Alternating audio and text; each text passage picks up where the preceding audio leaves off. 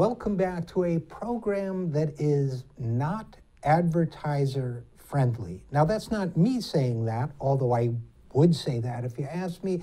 That is the global digitocracy that rules us all, ruling and deeming that much of the content we produce here on the Zero Hour is not advertiser friendly. Now, it's a big deal, and it's a big deal for a number of reasons. This is not a show that primarily depends on YouTube advertising to survive, but there are many shows, including many political shows, who do. So when the faceless behemoth, that is Google and YouTube, determine that a show is not advertiser friendly or not suitable for advertisers to advertise on, that can have an enormous impact on the life or death of a program in the new media universe and the survival or non-survival of journalists operating in the new media universe. That's enormous power without any public accountability. So this is an interesting and I think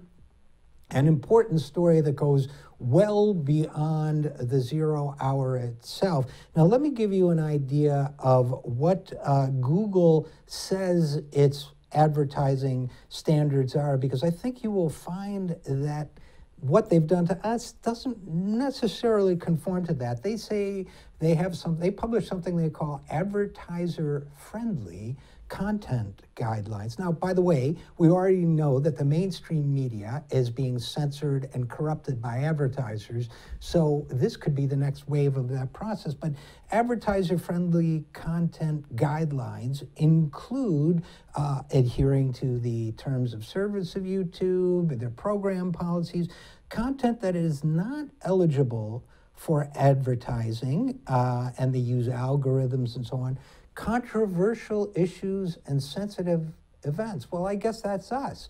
But I guess what they're trying to say is if you touch on controversy, you cannot make a living as a journalist or a commentator. But they say what they mean by that are war, political conflicts, terrorism or extremism, death and tragedies, sexual abuse, even if gradual imagery is not shown, generally not eligible. Drugs or dangerous products or substances, we certainly don't advocate that or feature video of that. Harmful or dangerous acts, we certainly don't have that. Hateful content, we absolutely don't have. Inappropriate language, we avoid because we are a broadcast program.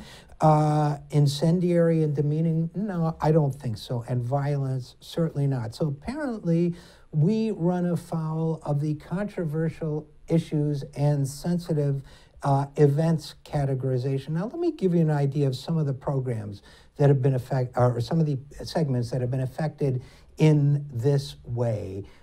Politics as movement, movement as politics. Now, that is as far away, it's not about, that segment was not about war. It was not about controversy in that sense.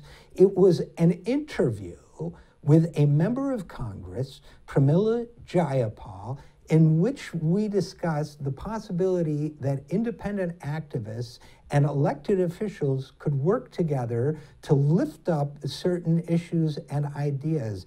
That was deemed not advertiser-friendly. Now, another segment, not advertiser-friendly, according to Google World, YouTube World, Muslims are under attack in Trump's America.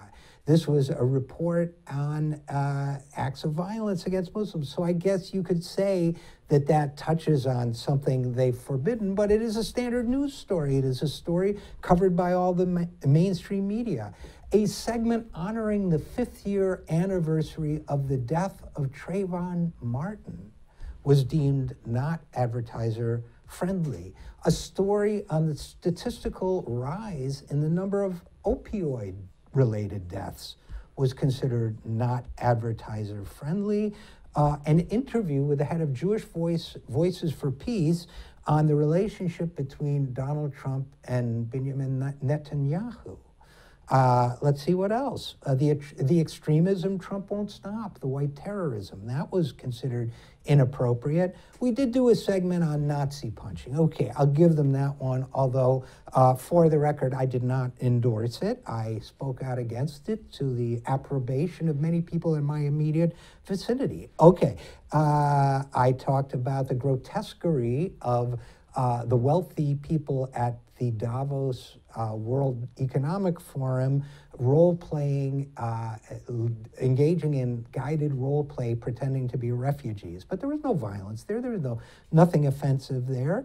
I did an interview with a foreign policy expert about how mainstream media are misreporting the Russia threat. That too was banned, and there were a couple others, but that's the gist. So basically what Google is telling us through its YouTube arm is that there are certain things we will not allow you to talk about and survive as a financial entity in the new media landscape. That, as I say, is a form of censorship.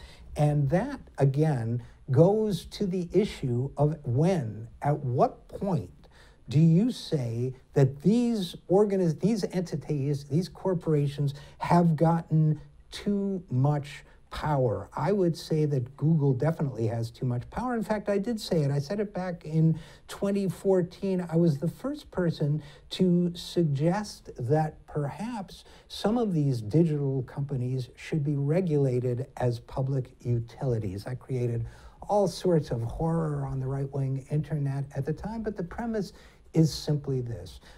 Since this country's, essentially since the founding of the industrial age, in any event, we have seen that certain things are vital to human survival and human economic survival. They are public needs, they are public necessities, they are public goods, so they are regulated as public utilities. That may or may not mean that the government nationalizes them and owns them. In many cases, it does not mean that. But it means that, for example, if you are providing power to hundreds of thousands of people or millions of people as a power utility, the government has a right to regulate what you do to see that you are not abusing that power, misusing that power, overcharging for that power, excluding some people, because that is a basic necessity. Water is a basic necessity. Now, recently, the European Community fined Google a very large sum of money for abusing its power in the search capacity. Now, there again, this is not the kind of thing we think about here in the United States, but it should be a part of mainstream political thought. Google is absolutely dominant in the search field. If you are an accountant in a town, a medium-sized town, and Google decides arbitrarily that you are not search-friendly, let's say, so your name does not come up whenever anyone in your town Googles a list of CPAs, you will probably go out of business. So Google has the power of life and death over certain enterprises. That, to me, suggests the need for public regulation. Now, if you are trying to tell a story and YouTube does not allow you to tell that story and survive financially, that suggests to me you should be regulated as a public utility. Now, how about Amazon? Does Amazon now have so much power that it should be regulated? Arguably, it does. Now, how about Facebook? I think there is no question at this point that Facebook is the medium by which many, many people communicate with one another. And these corporations, they have too much power now. Well, the right has pulled a tremendous bait and switch on all of us. Let me tell you what the right has done. The right has got us all thinking about the dictatorial powers of government and forgetting about the dictatorial power of corporations. Of course, we oppose, I oppose, you oppose any dictatorship of a government. But we also know that fascism, for example, is a form of dictatorship that marries government power with corporate power. We know that corporations can sometimes do enormously abusive things to individuals. So at what point, as we move further and further into a digital universe, a digital economy, where our communications with one another are digital, where increasingly through virtual reality, our perception of the world will be digital, where search, where sorts, where algorithms affect what we see on our Facebook feed, on our Twitter feed, and our Google searches and our YouTube, at what point do we start to say, enough power is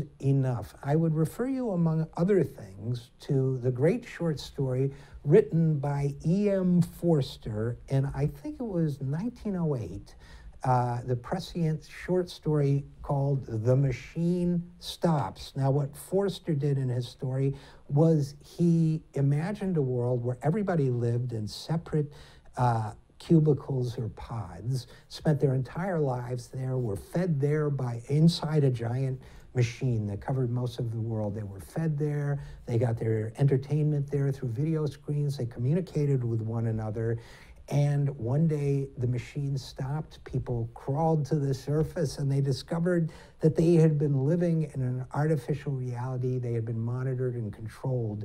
They had become tools of the machine rather than the other way around. So in that painful crawl to the surface out of the now dead machine, they were really coming to life for the first time. At what point do we start to think that our digital universe is becoming like the machine in the E.M. Forster story? At what point do we say to one another that it's time to regulate this machine so that we control it, it does not control us? This is going to be a recurring theme of the Zero Hour in the weeks and months and hopefully years to come as we explore the impact of technology on freedom, on economic justice, on civil rights, on individual rights, and on our ability to access not just information, but true information. You know, we've learned through recent years that the internet is a wonderful tool for spreading knowledge. It is an even better tool for spreading lies, because lies are more likely to draw clicks, and clicks are the medium by which the virus of false information spreads. The only, and by the way, YouTube, Google, Facebook, they don't care if something you click on is true or false. They just want you to click on it. So if something false brings more clicks, that false thing will rise to the surface. That's going to be more and more of a terrifying problem in the months and years to come. And we intend to cover that here on the Zero Hour. But let me loop back to something we were talking about in the beginning here. We are not advertiser-friendly. We've always maintained that, and now we have confirmation from the behemoth that is Google that we are, in fact, not an advertiser-friendly program. So let me take that as an opportunity to ask you for something, which is to help us, since we are not advertiser-friendly, by supporting this program. We need your support, we want your support, and we have created a handy digital mechanism, ironically enough, to gather your support. If you go to www.patreon.com, that's patreon.com/the0hour, you can support this organization, this non-advertiser-friendly entity we call the Zero Hour, by becoming a subscriber. That's www.patreon, see, they're interfering with my brainwaves, www.patreon.com/the0hour. Please go there and become a subscriber, even if it's at an extremely modest amount. There'll be little thank yous here and there at various levels. But whatever you do, know that we thank you and we appreciate you for your support. And I know right now, in this era of Trump, a lot of people are asking you for support. And I know right now, in this era of online information, you are being bombarded by requests, including those wacky emails from the DCCC, from the Democrats and all that. It's hard to cut through all the noise. It's hard to get the signal out of the noise. But if we can get one signal to you today, it's that we really need channels of truth in this era of misinformation, and we hope to be one of your channels of truth here at the 0 Hour.